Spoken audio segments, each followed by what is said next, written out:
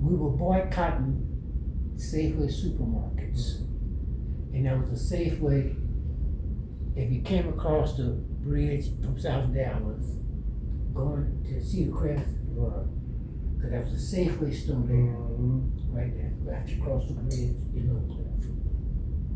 And we were boycotting and picketing all of the Safeways, because Safeway stores, 80% of their business came from niggas. They didn't have. The only thing niggas was doing in their stores was sweeping and mopping and cleaning up the parking lot.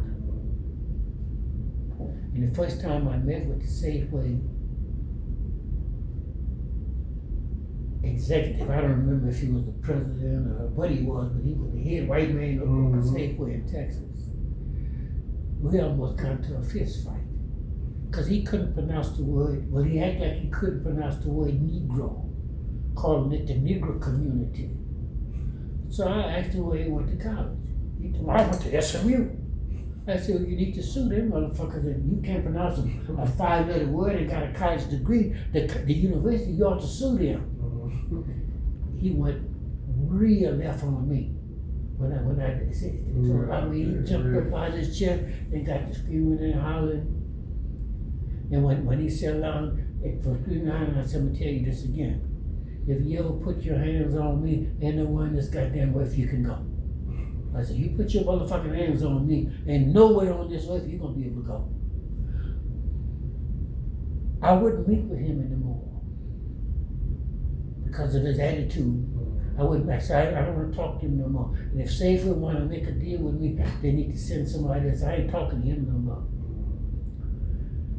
The problems with boycotts is they're real hard to start. It's real difficult to get a boycott going.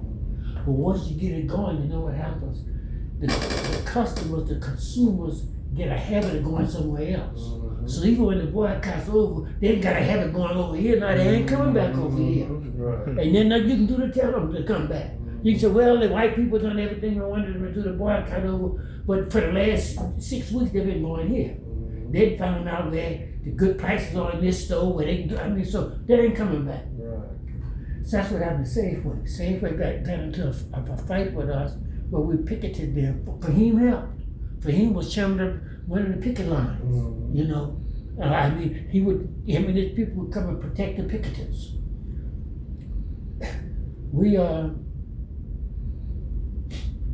When Safeway said they was gonna close their stores and sell them and the Negroes wasn't gonna have nowhere to shop, Mr. Lipscomb, he asked me, would I meet with Mr. Minyards? I didn't know nothing about Mr. Minyards.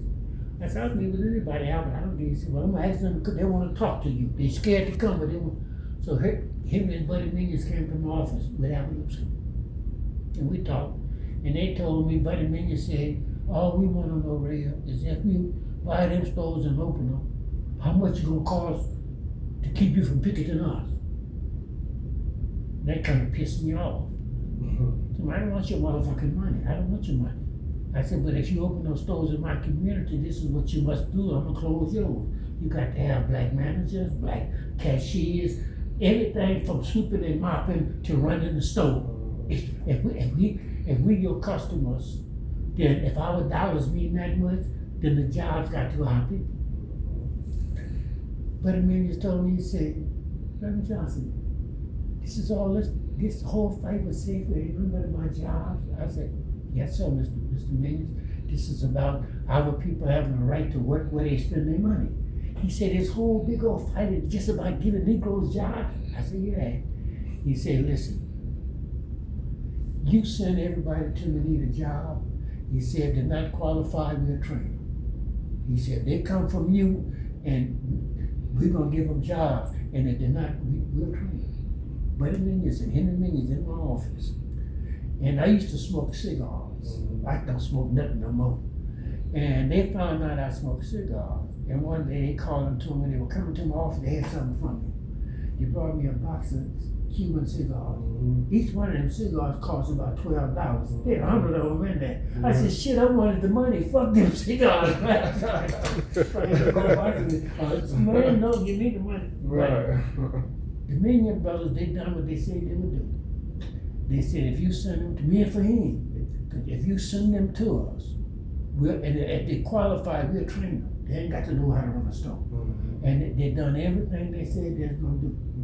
And when Buddy Minyards died, Bobby and Liz Minyards called me and told me, we need to talk to you. So they came, this was Buddy Minyards' children. And they had heard that they said that we got a letter from Daddy that he left for us to read.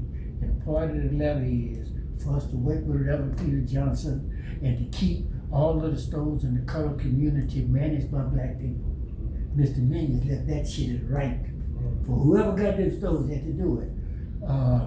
So when Liz got cancer and decided to move to somewhere for her cancer, they said, we're gonna sell the stores, but we're gonna sell them and make sure whoever buy them understand that they got to continue to do this. And they done that.